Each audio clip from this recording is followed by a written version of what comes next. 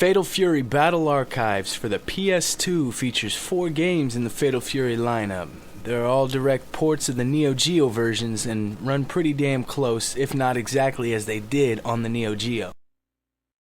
SNK entered the fighting game world with Fatal Fury for the Neo Geo in 1991.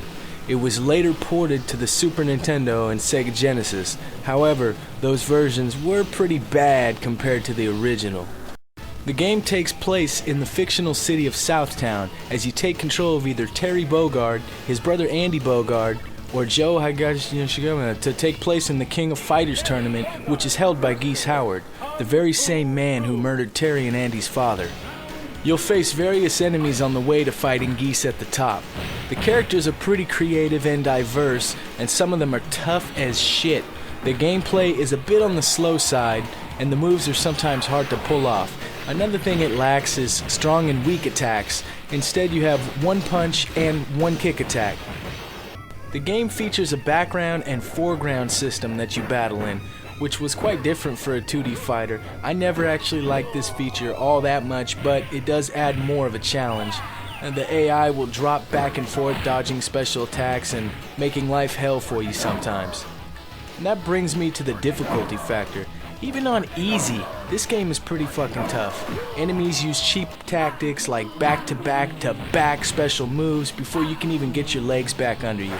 And the SNES and Genesis versions aren't as hard from what I can remember, but the Neo Geo version was pretty much a port from the arcade unit, so yeah, it makes a lot of sense.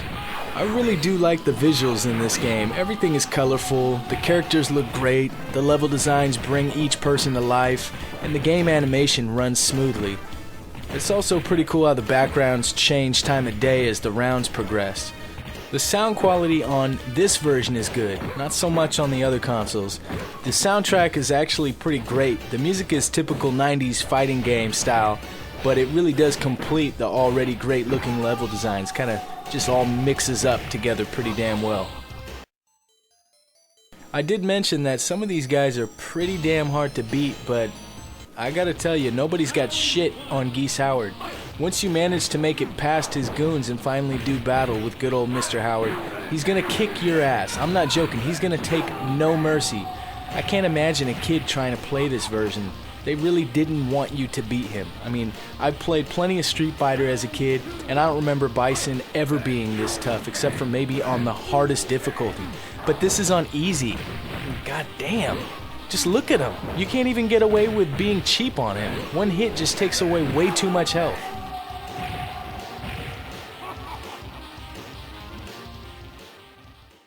Fatal Fury 1 is a great game with a lot to still be improved on, which the sequel took advantage of. More characters, faster gameplay, improved graphics, and new colorful level designs. This is Fatal Fury 2. Released on the Neo Geo in 1993, the sequel would prove that SNK was serious about fighting games. Terry, Andy, and Joe are back to compete in the King of Fighters tournament, and this time you're not limited to just those 3 fighters as playable characters. This time the tournament is held by Wolfgang Krauser and takes place all over the globe.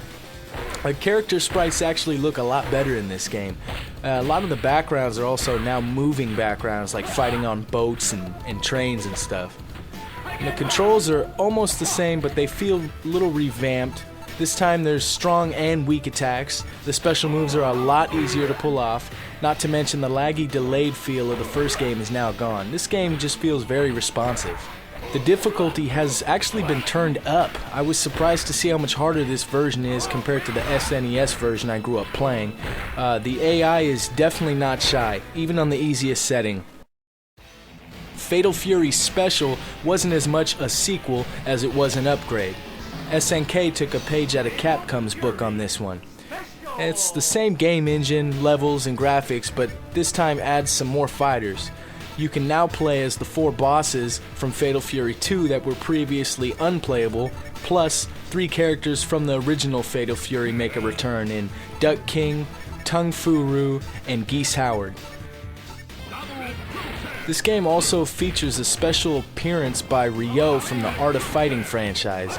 Now you have to win every matchup in 2 rounds for him to challenge you at the end of the game, but again, the difficulty is pretty tough and that might be quite the challenge for some people.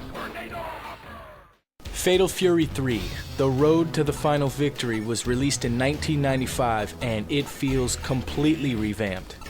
Instead of the background and foreground system from previous titles, they have a 3-line system. Now you fight on the middle line and you're able to sway in and out of the back and front lines, avoiding special attacks. There are also some new features like blocking attacks in the air, a new combo system, and a mode called Hidden Ability. The Bogard brothers and Joe are back in this game, but other than Geese Howard, everybody else is pretty much new to the series. The gameplay is even quicker, more responsive, and all around easier to play than the previous titles. It just feels good to play. I mean, this game really took a big step forward in control. The graphics are great, the level designs look amazing, and everything runs smoother than ever before. The difficulty level is not as tough as before unless you want it to be. You see, in this game, if you put it on easy, it's actually easy. I feel robbed that I never got to play this game as a kid. It was never released in America, and let's face it, who the hell had $700 for a Neo Geo import? I mean, my mom probably would have thought I was on drugs if I asked her for one. I didn't even bother. I later played it at a friend's house who was like the ultimate fighting game collector, and I instantly fell in love with this game. I really don't have one complaint about this game. To me, this is the perfect fighting game. So what made the Fatal Fury series so great? Was it Terry Bogard and his red hat and jacket combo? Was it the fact that it was so similar yet so different from Street Fighter? Well, I think it's a little bit of everything. Fatal Fury brings back memories. Memories of a time when there was a fighting game everywhere you looked. And though some of them weren't the best, they were all fun to play, whether they were great or so bad they were good. Fatal Fury Archives Volume 1 is a must-have if you love the series. I paid $4 for my copy, and it's the best $4 I've spent in a long time. Seriously, if you love fighting games, you gotta get this.